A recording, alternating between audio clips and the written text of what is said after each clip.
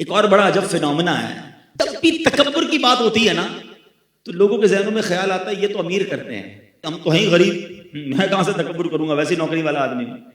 یہ ہے شیطان کا وار۔ ہاں، علماء نے تکبر کے 8 ریزنز لکھے ہیں، اور اس میں جو مال ہے نا وہ تیسرے نمبر پر آتا ہے، مال پہلے نمبر پر نہیں ہے۔ تکبر کا جو سب سے پہلا ریزن ہے نا وہ ہے علم۔ جب بندہ علم سیکھ لیتا ہے نا تو اس کو باقی لوگ جاہل لگنے لگ جاتے ہیں، ان کو تو آتا ہی کچھ نہیں، انہوں نے پڑھا ہی کچھ نہیں ہے۔ بڑی کمال کی روایت ہے، من قال انا عالم فہو جاہل، جس نے کہا کہ میں عالم ہوں وہ جاہل ہے۔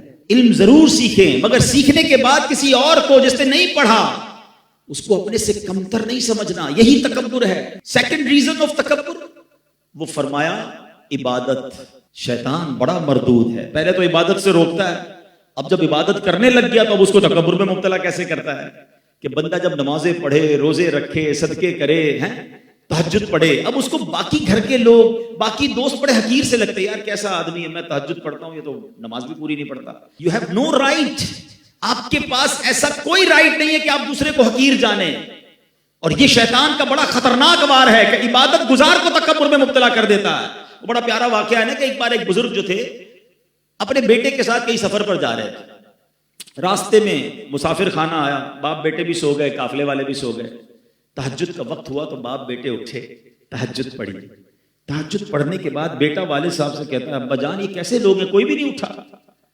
اب جو ابو جی نے جواب دیا نا، اللہ کاش یہ بات سمجھ آ جائے، کہ بیٹا تو بھی سویا رہتا تو اچھا تھا۔ بات آئی سمجھ میں؟ اب تو نے اٹھ کر تہجد تو پڑھ لی مگر پڑھنے کے بعد تجھے دوسرے حقیر لگنے لگے، یہ بڑا پرابلم ہے۔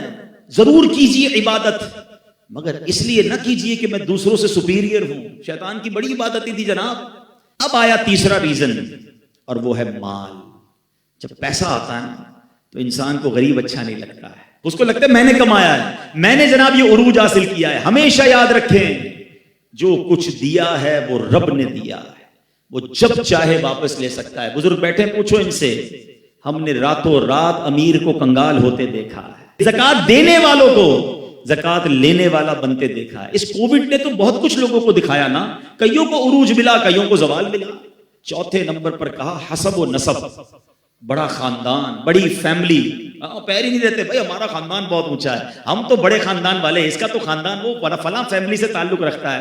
اللہ اکبر، ذرا سوچو، میرے آقا علیہ الصلوۃ والسلام نے حجۃ الوداع کے موقع پر جو تاریخی خطبہ فرمایا تھا اس وقت یہ شاندار اعلان کیا تھا کہ اسلام آیا اس لیے ہے کہ اب یہ جو حسب و نسب کا تکبر ہے، تفاخر ہے، اس کو ختم کرنے اسلام آیا ہے کہ کوئی قبیلہ کسی قبیلے سے افضل نہیں ہے، اللہ کی بارگاہ میں مقرب وہ ہے جو زیادہ تقوی والا ہے۔ مگر آج بھی یہ بیماری موجود ہے کہ میرا خاندان اونچا، اس کا خاندان نیچا، اور یہ حسب اور نسب بھی تکبر لاتا ہے۔ اور جو یہ حسب نسب پر تکبر کرتے ہیں نا فیملی وائز، پھر کبھی کبھی ہم نے دیکھا ہے ایسی غلطی ہوتی ہے کہ کسی کو منہ دکھانے جیسے بھی نہیں رہتے، پھر کدھر جاتا ہے خاندان، تو کبھی اس پر تکبر نہیں کرنا چاہیے۔ پانچواں ریزن جو علماء کہتے ہیں عہدہ، منصب، کسی کو کوئی عہدہ مل جائے، کوئی منصب مل جائے، انسان پھر تکبر میں گرفتار ہوتا ہے۔ حالانکہ یہ عہدے، یہ کرسیاں، یہ چند دنوں کی ہوتی ہیں، اس پر تکبر نہیں کرنا چاہیے۔ چھٹا، کامیابیاں۔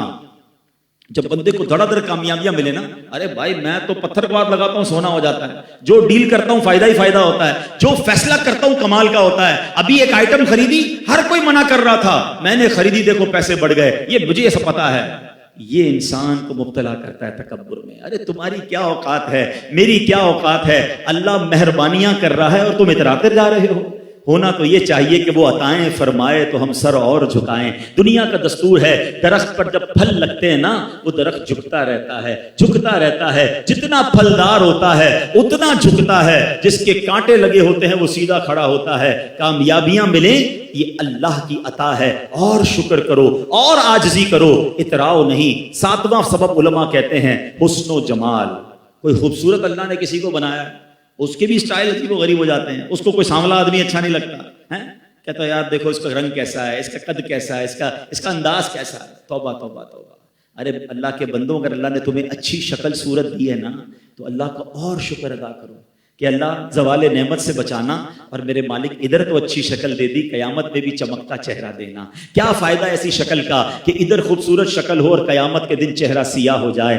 اللہ اس دن کی خوبصورتی عطا فرمائے، اس دن کا چمکتا چہرہ عطا فرمائے۔ کتنی پیاری دعا ہمیں اسلام سکھاتا ہے، آئینہ دیکھو تو دعا کرو، اللہم حسنت خلقی فحسن خلقی، اے اللہ میرا چہرہ تو اچھا بنا دیا، میرے اخلاق بھی اچھے کر دے، اے اللہ چہرہ تو اچھا بنایا، باطن بھی اچھا کر دے۔ تو کبھی بھی اگر اللہ نے حسن و جمال دیا ہے تو تکبر نہ کرنا۔ ہم نے اچھے اچھے چہروں والوں کو بیماریاں لگ کے چہرے بگڑتے دیکھا، بستر پر پڑتے دیکھا، اور زمین کھا گئی۔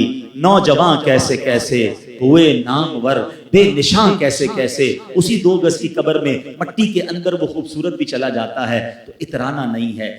8واں ریزن، اور وہ ہے طاقت۔ آقا کے پاس کیسی طاقت تھی اور عاجزی کیسی تھی۔